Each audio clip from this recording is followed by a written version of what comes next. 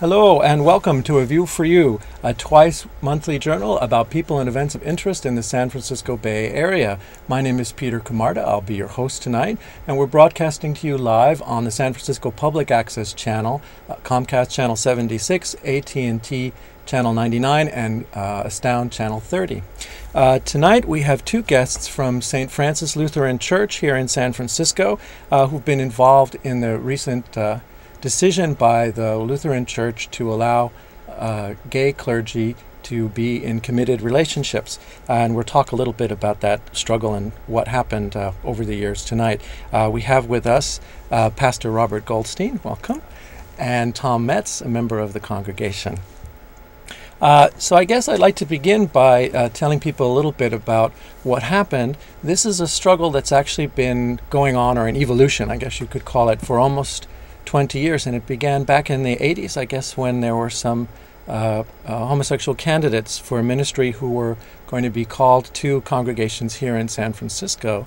Can you tell us a little bit about that development and what happened afterwards? Yes. In 1989, three candidates for ordination to the Evangelical Lutheran Church in America came out indicating that they were homosexual.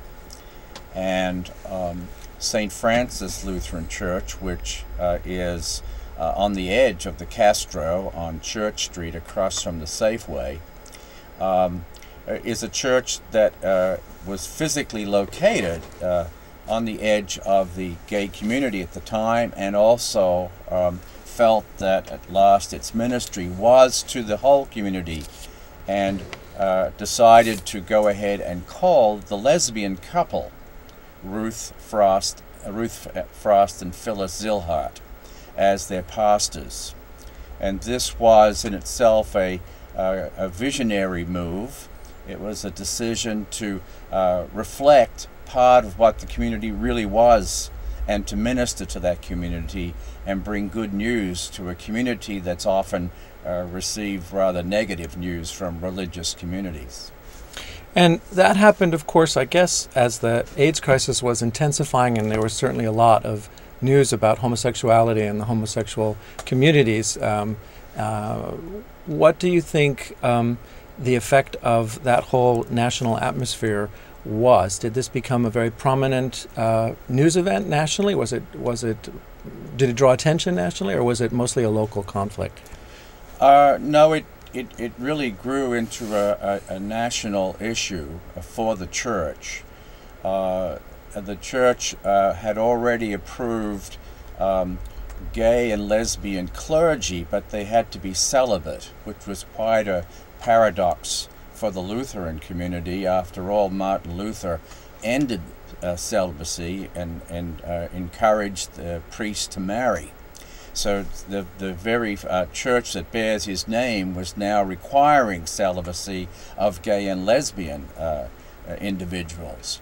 And because this was a couple who were obviously not celibate and proud of it and thankful for it, the church put them on trial. And the trial was held at St. Mark's Lutheran Church, here in the city? Cathedral Hill, and actually garnered national attention. And the trial ended, and the jury voted with a slight majority to remove St. Francis Lutheran Church from the roster of congregations of the ELCA, but they were given 5 years to remove the two pastors from their midst, and then they could return to the ELCA. They didn't remove those pastors, so on December 31st, 1995, they were removed from the roster of congregations. So that means, in effect, since 1995, everyone who has served at St. Francis has been serving outside of the approved roster of churches. Yes, that is correct. And I understand the church has continued to memorialize that day. They celebrate the event every year at the end of December. Yes, the last Sunday in December we have what is known as the Feast of the expulsion. And I think that's a great way to both laugh and be serious about the significance of that event. So in terms of what's happened since then, there has really been, I was very impressed reading about it, the sort of combination of seriousness and lightheartedness. I mean, it is really a very serious issue for many people and their religious faith. But the idea of taking on the church, of course, in these days, trying to change its viewpoint or its attitude is really not about heretics and burnings at the stake and things like that, but more of trying to engage in some kind of friendly dialogue. What has been the sort of pattern of the interchange between St. Francis and the church that left it behind, in terms of keeping in contact but also being firm about the boundaries and the desire for change? Well, St. Francis, although constitutionally and officially was outside of the ELCA, never really left.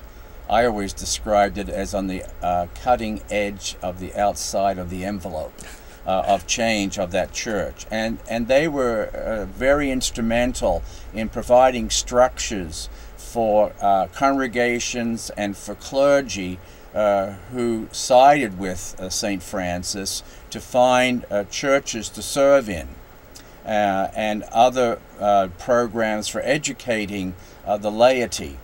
The Evangelical Lutheran Church, you must understand, is not a top-down church. It's a bottom-up church. It's a church from the grassroots. And when decisions are made by the assembled leaders of the church, it is about 2/3 of the membership, of the voting membership, are lay people. So you have to change lay people of a church that's predominantly in the upper Midwest. And for 20 years, that process went on. So St. Francis's posture through all of this, I guess, was a combination of fighting and education, trying to make people aware of the issue, and a certain refusal to cave in on the demands that the assembly had made.